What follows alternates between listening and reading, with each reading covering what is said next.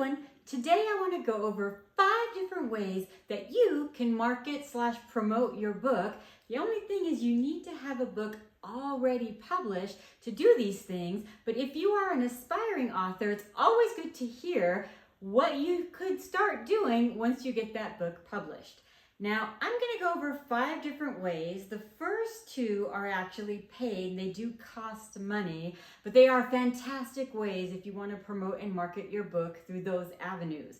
The third way I'm going to give you is kind of both. Some of it's paid, some of it's free. It just depends on the venue or where it is you are promoting. And then the last 2 are totally free. And if someone's trying to charge you money with those, you need to be like, All right, so let's get down to it. Let's get you out there and promoting your books. Now, if you like this kind of content, go ahead and hit that like button and be sure to subscribe so that I know you guys want to hear more about marketing. So here we go. The first way I think is a great way to market/promote your book is to utilize BookBub featured deals. Now, if you are unfamiliar with BookBub, oh my gosh, let me open this world up to you. BookBub is amazing. It is a reader subscriber service. Reader. It is literally all about the reader. I use it as a reader. What it is, it's a subscription service, but it's not a paid one. As a reader, you don't pay anything. You just simply subscribe. And you tell BookBub what kind of books you are interested in. Are you interested in cozy mysteries? Are you interested in fantasy or paranormal? Or whatever it is you are interested in. And then every day you get an email, only one, an email from BookBub that has a list of discounted books on sale that day on Amazon. I think it lists other things like Google and other things. So if you don't do Amazon, you only do like Google Books, you can do that as well. They'll send you books that are applicable for Google Books. But these are books that have been discounted, either free, 99 cents, or up to $2.99 is like the cutoff. That is the most expensive book they will put on their featured deal list, the email that you get. And it is wonderful. So like for me, my mom is an avid reader. I mean, she reads a lot of books, and you know, that can get kind of expensive. Even with Kindle books, that can get kind of expensive. So what I do is I get an email every day from them. I look through it, books I think she'll be interested in. If they're free or 99 cents, I buy those books for her. And then if she loves the book, then I'll look at, hey, what else does that author have? Because I have no problem buying books, okay? I am an author who avidly supports the industry. I would gladly buy books. What I just don't know is I don't know if these are books that are quality books, and BookBub vets them. Which brings me now to you as an author. How do you then get on that like email to promote your discounted books? Now, here's the thing. This is best if you have at least 2 published books.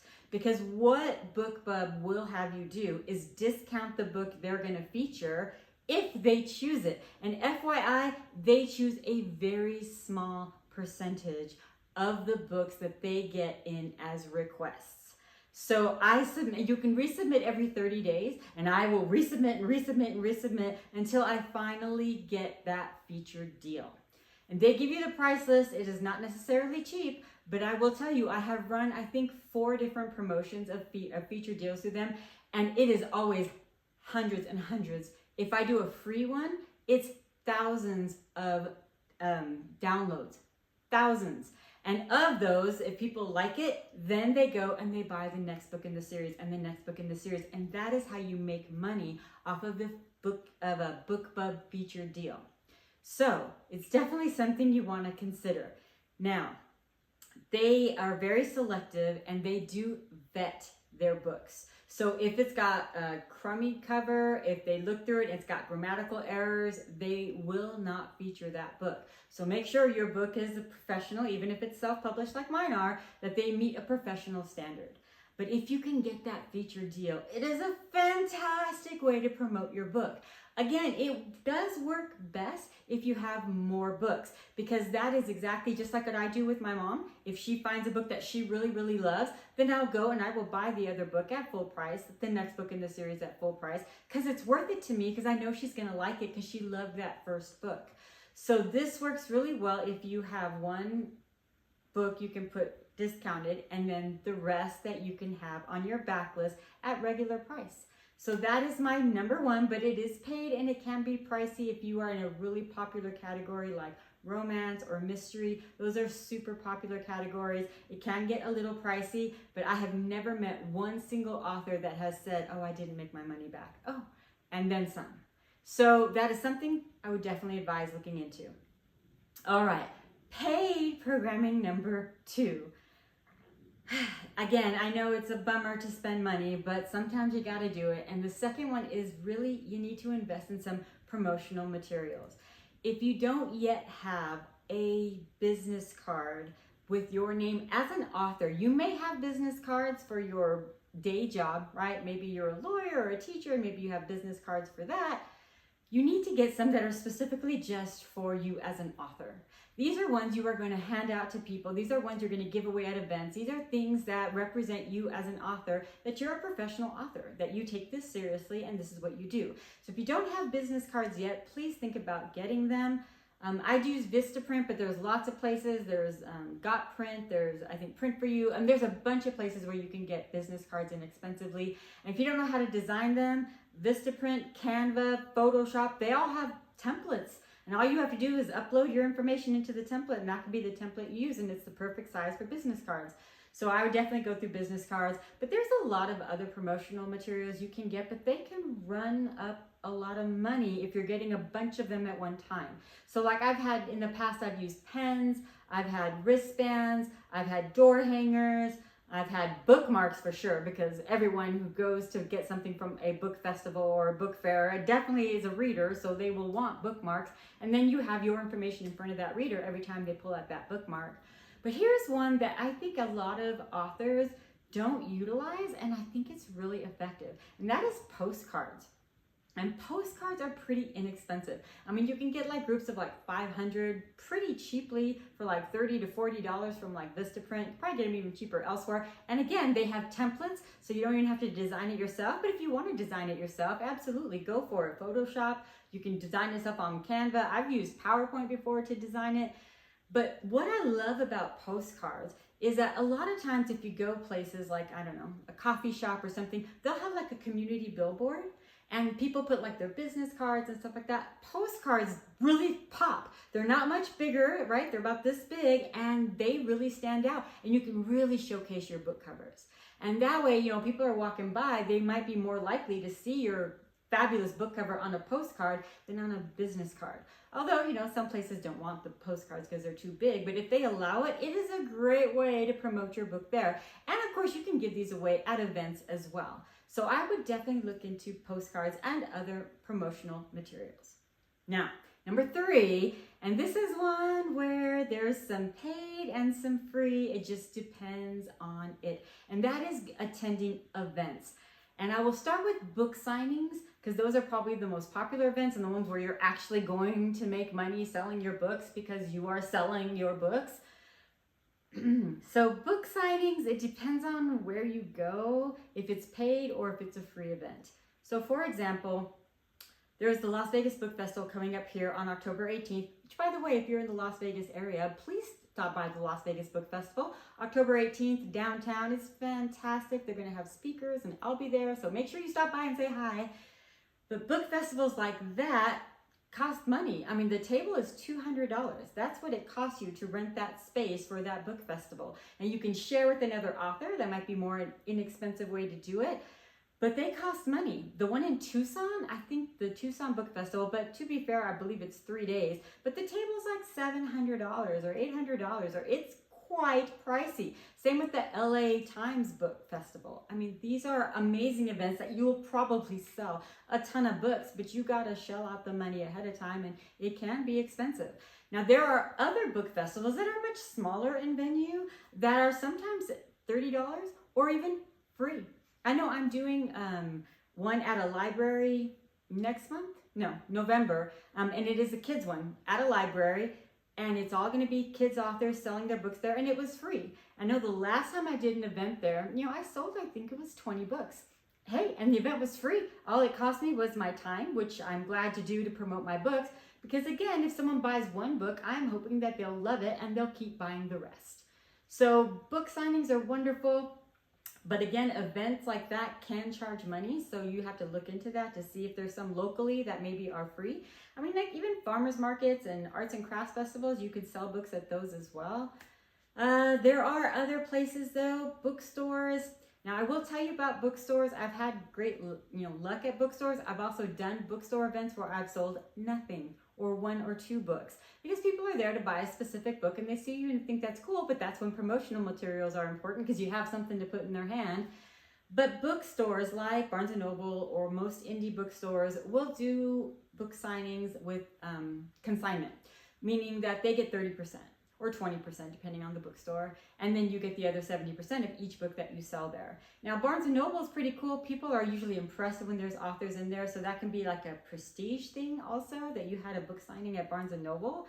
But just kind of remember that they're going to take a cut of it. And FYI, I know I've said this in other videos, but Barnes & Noble only does that with authors that publish through Ingram. If you're only published through Amazon and they can't buy your books because they do not buy through Amazon.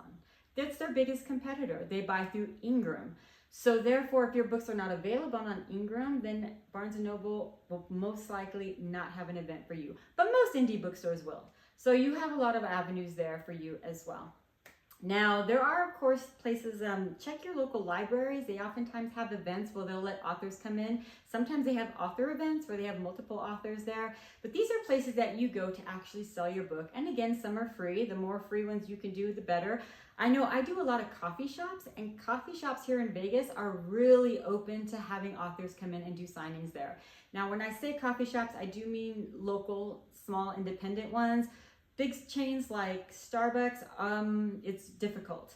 It's more complicated unless you know the manager or you frequent there, and they're a little more open to it. They are very hesitant to allow anyone to sell things that are not on the official Starbucks list. So you may not be able to get in on a Starbucks, but there's lots of other coffee shops that you can go to and hopefully get signings there. And that is usually free. And you can also try stores that market to your genre. So for example, if you have a historical book, then you could try going to stores that deal with historical objects, kids books, maybe a children's clothing store. If you write a local book or a book that takes place in Vegas, maybe a local Vegas store would be willing to have a book signing for you. This is where you need to get a little bit of creativity going to kind of look at different venues in your area that might be willing to do a book signing with you. All right, now let's talk free. Free is always good. And if anyone in these next 2 things are trying to charge you money for anything, then you need to be like, okay? Let's start with podcasts. Podcasts are super, super popular, and interview podcasts are all over the place. I mean, not just visually like here on YouTube, but they are everywhere. Audio podcasts on Spotify and on, all the other avenues, Audible, they are super popular. And podcast interviewers are always looking for people to interview. So all you have to do then is go, say here on YouTube, search for podcasts in whatever genre you write in, or even, it doesn't even have to be that. If you have a book about mental illness or challenges, you could look up things to say, hey, I've got this book that is really helpful. It could be helpful to your audience. But I will tell you, as an author, there are a lot of podcasts that interview authors. So all you have to do then is Google, not even have to Google them, here on YouTube, just do a search for them and then literally contact them and say, hey, I'm interested in being an author interview. Would you be willing to have me on your list? And I tell you, they are looking for authors to interview. So podcasts are a great place to do this. YouTube has a lot of not even non-podcasts. By the way, I have a podcast also, but mine's not interviews, so sorry. But if you are looking for book marketing, book writing tips, hey, check out my podcast. They're lengthy here. They're like 15 minutes, 16 minutes, but they're all about book writing tips. So it's kind of cool. So check out my podcast for that. All right, but book bloggers. So now this would be something you'd be going to Google and look for book bloggers in your genre. And there are a lot of book bloggers that blog about books. A lot of them are desperate because they put out a blog every week. Some of them put out it twice a week, and they need authors to interview.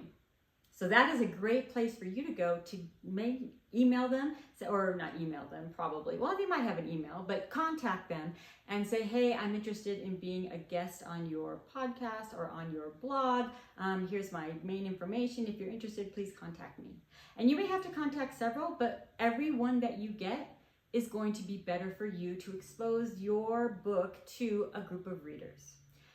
My last one is going to sound so silly, but it is, I'm thinking, the best of all of the things I said. And this is to promote yourself. And you're thinking, oh my God, that's just ridiculous. But no. Let me explain. How many times in the course of a year does someone ask you that you just met, and it could be standing in line at the grocery store, or it could be whatever, hey, so you're talking or whatever, and they're like, so what do you do for a living? And your immediate response is whatever your day job is. Oh, I'm a teacher. Oh yeah, I write books too. You just said that backwards. Your number one response always should be, oh, I'm an author. I write children's books. I'm an author. I write fantasy. I'm an author. I write this. Oh yeah, and I also have a day job. I'm a lawyer too. I also have a day job. I do this. Author first. And I will tell you, people are impressed with that you're an author, that you have a book published, and that they're talking to an author. It is super cool. You need to be promoting yourself, that you are an author, that you need to learn to make that the first thing that comes out of your mouth when someone asks you what you do for a living or what's your job. I'm an author. I write kids' books. I'm an author. That needs to be the first thing that comes out of your mouth. Once you train yourself to that, people will start to see you as an author first, which is what you want. Now, another really quick thing before I wrap this up, because it's already gone longer than I thought, and that is your email signature. There's ways, and it's been forever since I've done it, but there's ways, you guys are probably way more tech savvy than me, for you to change your email signature. So you have a permanent signature where it says, whatever you say, Albarango with like your email, and then author, the Magic Sapphire. Author, your book. So you want to put literally the words author, dash, and then the title of your book. Because people will see that when they look through your email and they read it at the bottom, it's going to stand out that you are an author and that is what you want. And I cannot tell you how many people have told me that, oh yeah, I saw in your email that you're an author. It's so cool. Exactly. So promoting yourself is probably the most important one of all of these. If you enjoyed this, again, please hit that like button. Be sure to subscribe because I do a lot of videos about book writing tips, about marketing tips, and about publishing tips. And thank you so much. Mwah. I will see you all later.